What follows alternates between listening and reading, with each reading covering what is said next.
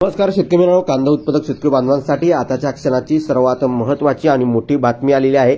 शेतकरी मित्रांनो, कांद्याचे भाव कशामुळे वाढले आणि आणखीन कांदा किती दिवस वाढणार आणि एकंदरीत शेतकरी मित्रांनो किती तारखेपर्यंत कांद्याचे भाव वाढेल राहू शकता, काय कारण कांदा भाव वाढण्याचे आहे।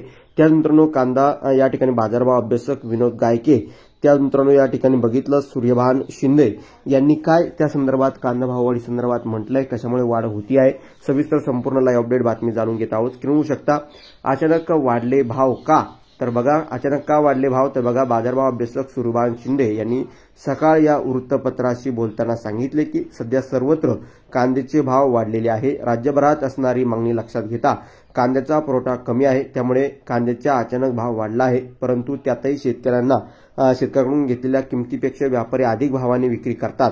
तोच कांदा किरकोळ बाजारातील विक्रेते व्यापाऱ्यांकडून घेतलेल्या भावापेक्षा अधिक दराने ग्राहकांना विकतात। या साखळीत कांद्याचे भाव वाढले आहेत अशी काही साखळी आहे, परंतु खऱ्या अर्थाने शेतकऱ्यांना तो भाव भेटत नाही। कांदा आज 70-80 रुपये किरकोळ विक्रेते विकत आहेत आजही, परंतु खऱ्या अर्थाने शेतकऱ्यांना बाजारभाव 30-35 रुपये सर्वाधिक बाजारभाव भेटतो आहे।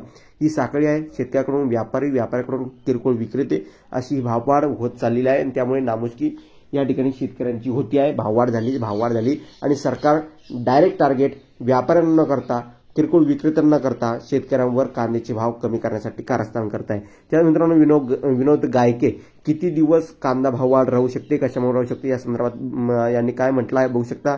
विनोद गायके बाजारभाव अभ्यासक, जानेवारी अखेरपर्यंत पुरवठा कमी राहणार असल्याचं, तोपर्यंत कांद्याचे चढ्या दराने भाव राहतील।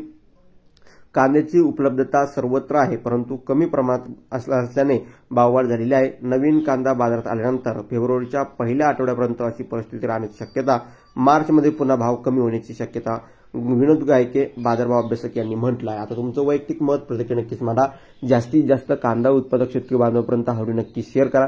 व्हॉट्सअप, फेसबुक, सोशल मीडियाच्या माध्यमातून ही बातमी नक्की शेअर करा। धन्यवाद, सबस्क्राईब करा।